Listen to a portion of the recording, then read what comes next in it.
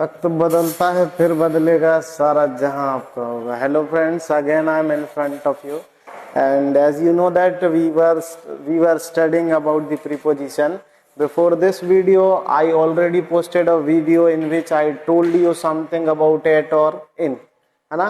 उसमें हमने difference discuss किया था कब कहाँ आता है. एक और क्वेश्चन बनता है बेटा प्रीपोजिशन इनटू पे. तो आज इसके कुछ बेसिक कंसेप्ट को देखते हैं, ध्यान रखिएगा. प्रीपोजिशन इनटू की बात करें तो बेटा ये कुछ जगह पे यूज होता है, जैसे कि किसी प्रकार का मूवमेंट हो, है ना, movement of the person. What I am saying Salman बेटा, movement of the person.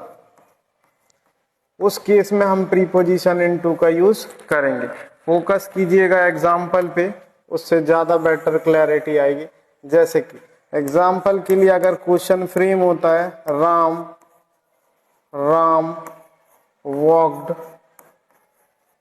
Walk blank the room, है ना.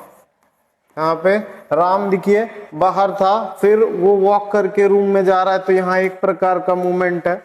दैट इज द रीजन यहाँ पे प्रीपोजिशन हम इनटू का यूज करेंगे. Ram walked into the room. Similarly if I will talk about then, इसको ऐसे भी लिख सकते हैं कि she ran into the building.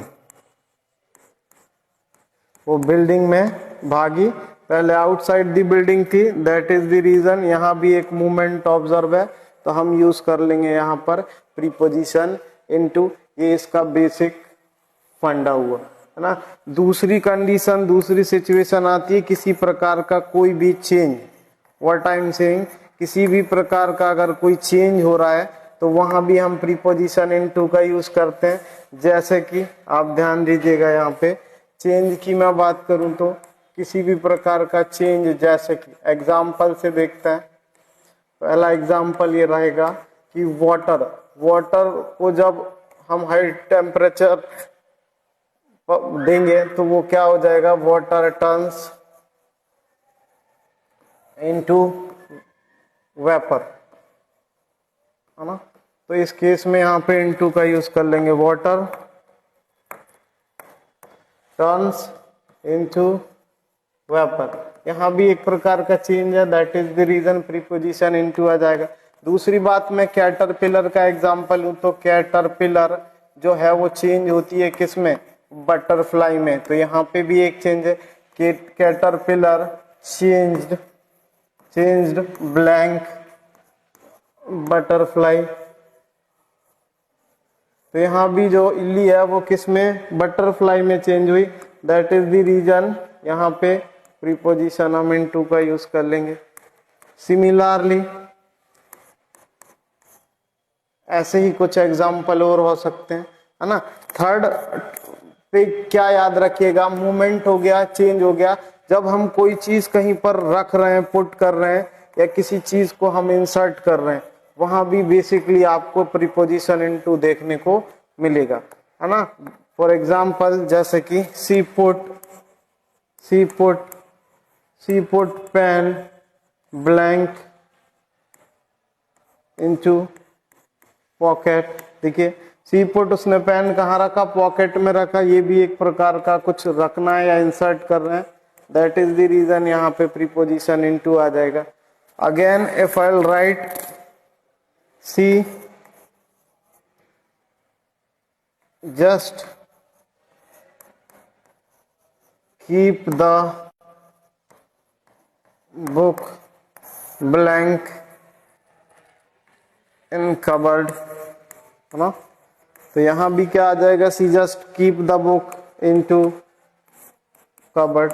तो इन तीन सिचुएशन में हम प्रीपोजिशन इनटू का यूज कर सकते हैं. एक और केस बनता है, वहां पे ध्यान दीजिएगा आप. लास्ट है, किसी भी प्रकार की कोई व्हीकल एंट्री हो रही हो. व्हाट आई एम सेइंग, किसी भी प्रकार की कोई व्हीकल एंट्री हो रही हो, है ना, तब भी हम वहां प्रीपोजिशन इनटू लगाते हैं. जैसे कि सी सेट ब्लैंक टैक्सी, है ना. तो ये एंट्री किस में हो रही है, टैक्सी में हो रही है, तो यहाँ पे प्रीपोजिशन इनटू आ जाएगा, she sat into taxi. Similarly I